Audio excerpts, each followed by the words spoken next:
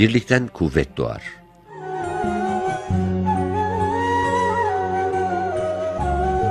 Evet, birlikten kuvvet doğar. İnsanların iş yapabilme kapasiteleri sınırlıdır.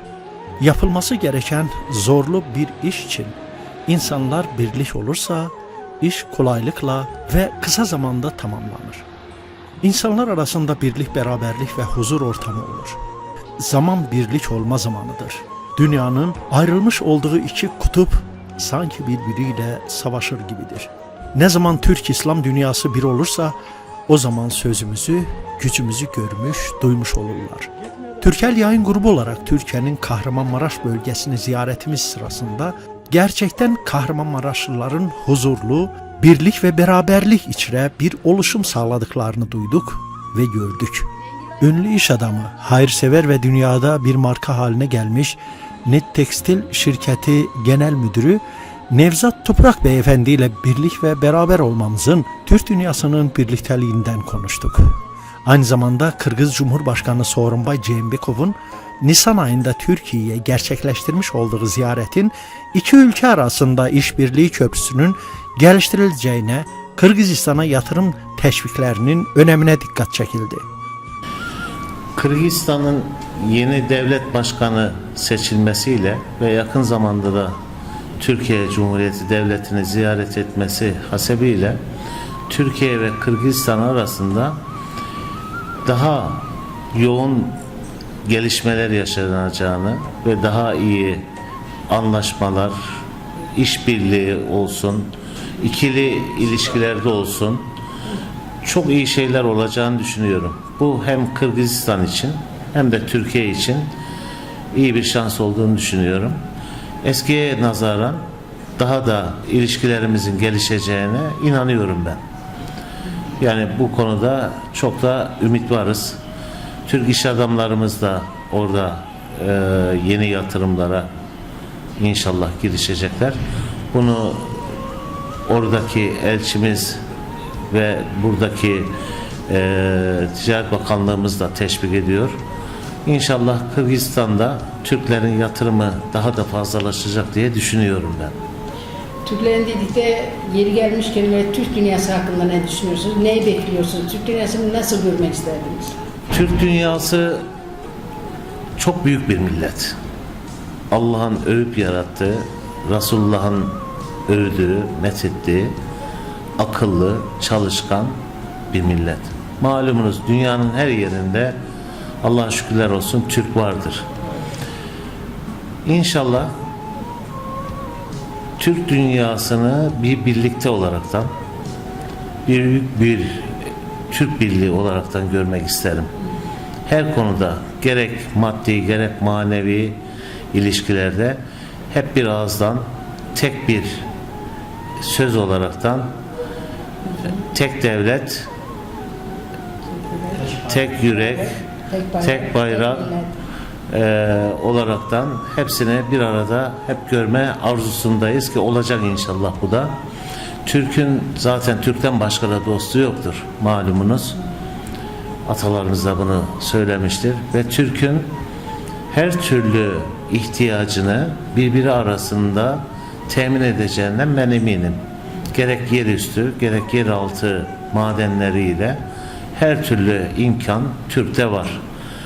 Türk Cumhuriyetlerinin de doğasında olan gerek petrol olsun, gerek her türlü madenler olsun, gerek yerüstü zenginlikleri olsun birbirimizin ihtiyacını karşılayacak şekilde mevcut olduğunu biliyoruz, görüyoruz. Bu anlamda tabii ki devlet büyüklerimize de iş düşüyor. Yapıcı, birleştirici, söylem ve görüşmeleriyle bunu sağlayacaklarından ben eminim inşallah. Nevzat Bey, siz business adamısınız, business'e uğraşıyorsunuz ama business siyasetle kardeş gibi. Sizin hayata bakışınız, indiki bu dönemde çok gergin bir hayat var ortada. Siz insanları bir araya getirmek için, Türk dünyasını değil, bütün insanlar bir araya getirmek, hangi mesajı vermek isterdiniz? İnsanlar önce birbirini sevmesi lazım. Evet. birbirini sayması lazım. Birbirlerine her konuda anlayışla bakması lazım. Milletinden nasıl olmuyor değil mi? Kesinlikle. Evet. Yani milleti ne olursa olsun, dini ne olursa olsun insanların birbirini sevmesi lazım. Malumunuz bu olanların hepsi insanların birbirini sevmemesinden ve egoist düşüncelerinden. Halbuki insanlar birbirlerini sevse, birbirlerini saysa, birbirlerine, dinine, ırkına saygı gösterse bunlar olmaz. Herkes hakkına razı olsa zaten bir sorun olmaz. Ama maalesef herkes hakkına razı değil. Gördüğünüz gibi dünyamız bir gerilim içerisinde. Cenab-ı Allah böyle bize, insanlara bir nimet sunmuş. Biz bunu maalesef kıymetini bilmiyoruz. Halbuki insanlar birbirini sevse, ki bizim dinimiz sevgi dinidir, barış dinidir. Allah'ın kelamı da o yöndedir, Kur'an da o yöndedir. İnsanlar birbirini severse, sayarsa zaten bir sıkıntıda kalacağını ben düşünmüyorum. İnsan demiş ki insanda en çok önemli hangi değer veriyorsunuz? İnsani değer. İnsanlar nece olmalı? Cenab-ı Allah insanı yaratırken ruhundan üflemiş. İnsanda Allah'ın sıfatlarından vardır. Vicdan ve merhamet Allah'ın sıfatlarındandır. Değil mi? Yani biraz önce söylediğimiz gibi önce insan birbirini sevmeli. Yaratandan ötürü sevmeli. Yaratan hepimizi aynı şekilde eşit yaratmış. İnsan olarak yaratmış ve yaratılmışların üstün olarak yaratmış. Ki bu meleklerden de malumunuz insan üstündür. Onun için sevgi ve saygı olursa biraz önce söylediğim gibi sorunun olmayacağını düşünüyorum ben. Affetmediğiniz bir şey. Evet. Yine bir Resulullah Efendimizin hadisini söyleyeceğim. Resulullah Efendimiz'e ashabı soruyor. Müslüman hırsızlık yapar mı? Yapabilir demiş. Müslüman içki içer mi demiş? İçebilir demiş. Bunun gibi sorular sormuşlar. Biraz üzülerekten onu yapabilir, bunu yapabilir demiş. Sormuşlar yine. Müslüman yalan söylermiş demiş. Haşa. Müslüman yalan söylemez demiş. Müslüman yalan söylemez. Benim de en çok sevmediğim şey yalan söylemek, dedikodu etmek, gıybet etmek. Allah muhafaza. Müslüman, hatta insan yalan söylememeli. Yalan en kötü şeydir. Ben dönelim Kırgızistan sohbetimize. Evet. Siz Kırgızistan'da oldunuz. Evet, oldum. Nasıl bir tesir başladı size Kırgızistan'da? Kırgızistan tabiatıyla çok güzel bir yer. Çok beğendim ki bizim ata yurdumuz malumunuz. Bizim atalarımızın, kökümüzün geldiği yer. Dünyaya dağıldığı yer malumunuz. Onunla da iftihar ediyorum. Oraya gitmekten de büyük haz duyuyorum. Ama gördüğüm kadarıyla tabii Türkiye ile mukayese edersek ki Türkiye son 15-20 yıldır baya bir atılımlarda bulundu. Çehremiz çok değişti. İnsanlarımız ve devletimiz zenginleşti. Çok güzel yatırımlarımız oldu. Sizin de gezip gördüğünüz gibi işte yollarımız, duble yollarımız, havaalanlarımız, hastanelerimiz, çok güzel yatırımlarımız oldu. Ben aynı şekilde bunu Kırgızistan'da görmek isterim. Bazen böyle oraya gittiğimde hüzünleniyorum.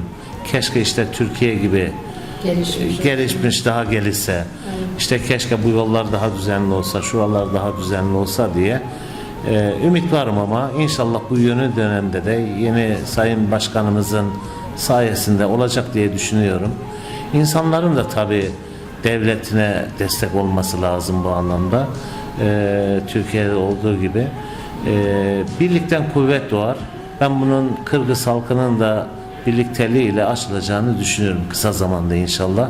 Daha güzel bir çevre, daha güzel bir yaşam şeyine kavuşurlar diye ümit ediyorum ve beğeniyorum da.